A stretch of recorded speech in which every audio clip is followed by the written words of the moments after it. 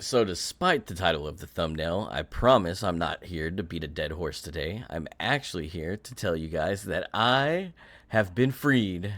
Rejoice! Thank God Almighty! Have mercy, I have been freed. How have you been freed, Trashbon, you might ask? Well, I'll tell you, my friends. I found a new game to play, a new extraction shooter. Well, actually, it's been out for a year. Felt kind of dumb for not knowing that, but I think it's leading the charge in extraction shooters right now. We're going to talk about it.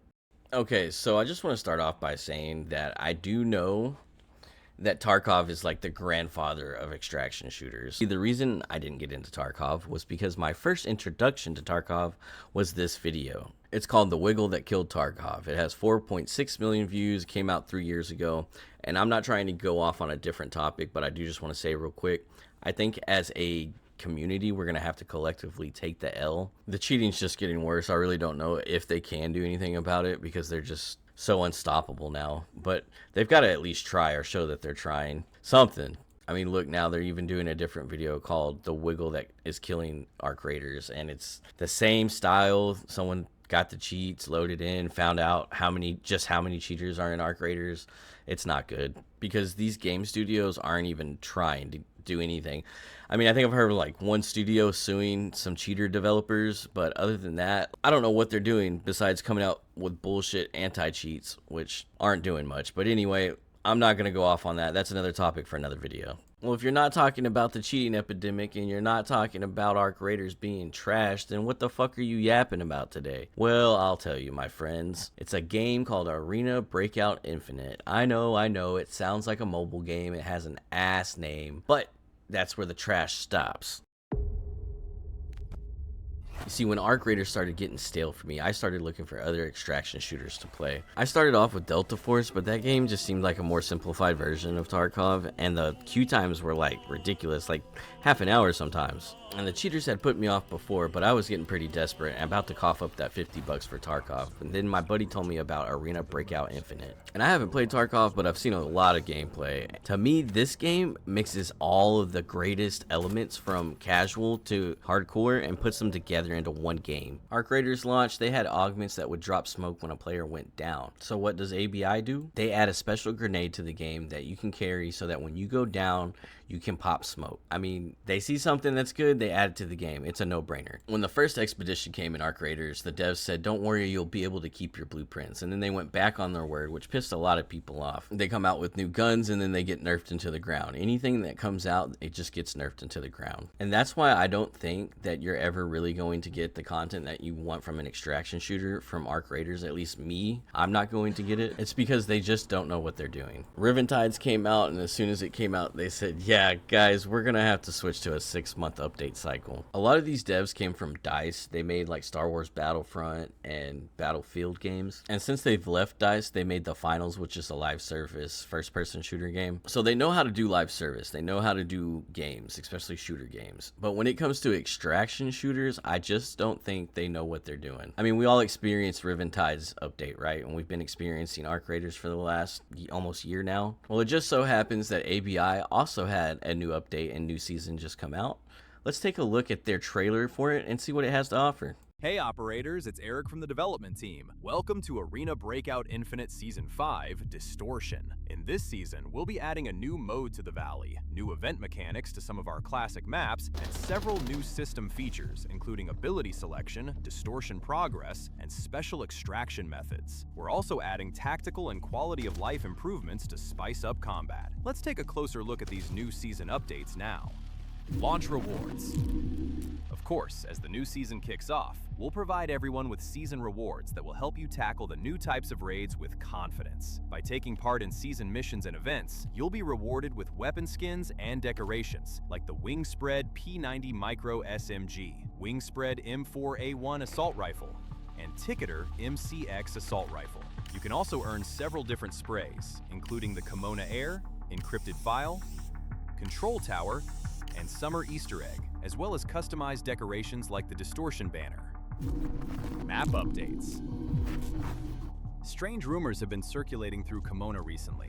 Some are saying that two completely different landscapes have appeared in the valley. The old terrain is still there, but at times it seems to undergo inexplicable changes. During Season 5, the valley will experience massive changes and be playable in the Distorted Valley mode. In the Distorted Valley, the terrain, enemies, and raids rules will all change as the raid progresses. During the raid's starting phase, each operator can choose 1 out of 4 abilities.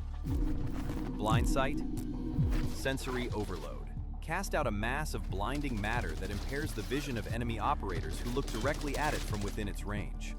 Eliminating an enemy operator resets its cooldown. Transcend. Great Beyond. Briefly detach from reality and enter the Transcend state. In this state, movement speed is increased, and you cannot attack or be attacked. Reconstruct. Bulletproof Barrier. Deploy a wall that stops bullets and throwables, but allows players to pass through. Sprawling. Erosion Trap. Click the ability button. Deploy an erosion trap. When triggered, it briefly disorients enemy operators. Resonating Link. Hold down the ability button. Link up with a teammate. When linked and within range, both of you gain continuous regeneration and stimulated effects. These abilities will change the way your character moves, including their combat performance, mobility, and how they react to their environment. Each ability will shape your overall playstyle and tactics in battle. Sometime into the raid, the first bell will toll in the courtyard, signaling the raid is entering a more intense phase. You will gain an enhanced regeneration buff for 20 seconds. All extraction points will be activated, and the number of environmental and interactive anomalies will increase. When the second bell tolls, you'll gain the enhanced regeneration buff again, but extraction points will slowly start closing, and anomalies across the map will continue to increase. As such, you'll have to decide to fight or extract based on the current raid conditions. In the Distorted Valley, you'll also encounter brand new interactive anomalies. One of these is the Echo Orb, which can be looted. Smaller Echo Orbs will drop random supplies, while larger Echo Orbs will yield valuable loot. You may also come across the Devotion Statue anomaly, then choose to exchange HP from your body parts for certain rewards. Whether or not you continue to do so is entirely up to you. There's also a special hostile entity in the Distorted Valley, the Puppet. When it's in your line of sight, it remains completely stationary. But the moment you look away, it begins to move. Fighting a puppet requires you to constantly balance moving, observing, and shooting. If you win, you could earn extra loot. Additionally, a new batch of red drops will appear in several regions throughout Kimona. Included are the winning designs from the Cultural Relics Red Drop Collection event. For example, there's the Lyre, which will have unique interactive animations in addition to the standard inspection animation.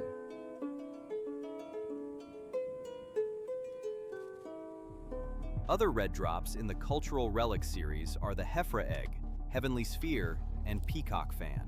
While you're exploring the Distorted Valley, you might also stumble upon some highly unusual substances. There's chaotic matter, for instance, which contains immense energy and cannot be detected by current human technology. Of course, along with the red drops mentioned above, we'll have other new collectibles that vary in value. Get ready to bag them all this season, operators. Boss Rally Event. Outside of the Distorted Valley, there will be some changes to some of the battlefields you already know and love. Recently, the Kimona region has been experiencing extreme weather. The climate around Northridge and the farm has become increasingly unstable, and under the cover of these extreme conditions, several factions appear to be secretly mobilizing their forces. Some familiar bosses are gathering in these areas, apparently preparing to take advantage of the weather and launch new operations. With all of this happening, there is a chance to trigger the Boss Rally event in the farm and Northridge Forbidden Zone. During the event, several different boss squads will spawn at certain locations on the maps, and bosses will engage in more complex behaviors. There is also a chance to trigger map-wide radio broadcasts, ensuring all operators in the raid will receive relevant intel. The map itself will change as well. Expect heavy snow in Northridge and rainstorms at the farm. The bosses will be fully prepared and more dangerous than ever. You'll need to approach them with extreme caution, but naturally, defeating them will earn you generous loot. All new mode. We're also introducing a brand new standalone mode in Season 5, Warlord Tournament. In this mode, 5 teams will face off against each other inside the TV station. During the matchmaking preparation phase, the roster and starting gear for all teams will be publicized. The tournament's ranking is upgraded based on points earned. While the raid is happening, points will be awarded based on each team's total loot value. The points and rankings of the top 4 teams will be displayed in real time. At the end of the raid, Warlord Tournament rank points will be given out, based on each team's total extracted loot value. This new mode heavily emphasizes teamwork and tactical execution. Are you ready to take on an even greater challenge, operators? We've also prepared a limited time event mode, No Man's Land. Here, you'll be deployed to the farm, valley, or TV station with system-provided gear. If you enter on your own, you'll be the only operator in the entire raid. Or you can grab your friends and enter as a squad of 1 to 4 players. Then your squad will be the only operators in that raid. With no threats from bosses or other operators, you can safely loot every container on the map before extracting. New weapons and combat mechanics. We've added some fresh stock to the weapons market this season. The FAMAS assault rifle, one of FA Corp's most famous products, features an ingenious bullpup design that positions the magazine at the cheek. It boasts an extremely high rate of fire and supports single shot, 3-round burst, and fully automatic shooting modes. It uses 5.56 by 45mm caliber ammo. The T192 assault rifle is a short automatic rifle based on the T191. It utilizes a shorter barrel that makes it perfect for laying down shots in complex indoor battlefields and close quarters combat. It uses 5.8 by 42mm caliber ammo. These 2 weapons offer different options for shooting rhythm and tactical roles. Multiple new attachments will also be added to the weapon system. We're also introducing a new tactical item, Downed Emergency Smoke Grenade. When an operator carrying this item is downed, they can intentionally release smoke to create tactical space for themselves or their teammates. Improvements to the system and game experience. The proximity voice chat feature will officially go live this season.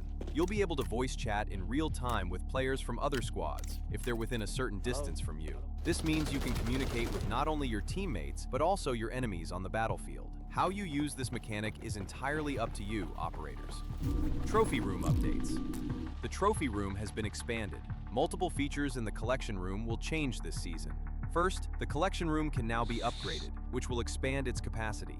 Once it's upgraded, it can hold more red drop collectibles, up to 800 items. Second, red drop displays can also be upgraded. This will unlock the red drop counter and advanced red drop base, making your collection look even more impressive. Furthermore, a new feature will let you reposition your red drop displays. New red drop display slots will be added to your collection room, allowing you to freely arrange your red drop collectibles and create a truly personalized exhibition space. Thank you for your continued support and feedback. We'll keep taking note of your in-game experience. See you in the all-new Kimona. I could definitely see where they took a lot of inspiration from Tarkov, and like I said, Tarkov did set the foundation for what a good extraction shooter is supposed to be, so I'm glad that they did. But they also added a lot, and I mean a lot, of quality of life changes Tarkov players had been asking for a while. Like I said, this game, ABI, just really blends the casual and the hardcore elements together seamlessly. The best that I've seen any extraction shooter do yet. Arc Raiders definitely has a great atmosphere, don't get me wrong,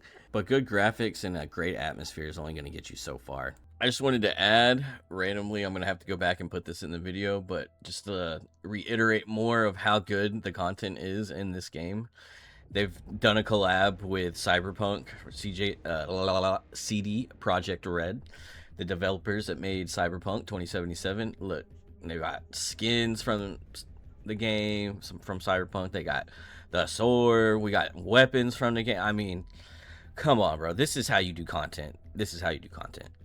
Like this new season in ABI, you got new red tier items, which are the best tier items in the game. They're always something cool, and they make me want to get out there and find them. They really do. And don't forget, it's an extraction shooter. So what does an extraction shooter need? Guns. I mean, the content they add in this game is just unmatched, and I really enjoy it. I mean, this new season with the distortion game mode is crazy. The whole map is wild. Irregularities happening everywhere. The dummies chase you when you're not looking. I mean, they just went all out, which is why I will be making content for Arena Breakout Infinite and not Arc Raiders when it comes to extraction shooters. But I play a lot of different genre of games on this channel and cover a lot of different news topics, anything related to gaming. So if you guys want to listen to me yap, want to come hang out, out. Like, subscribe. I'm a new channel. I will appreciate it. And we'll see you guys on the next one. That's trash.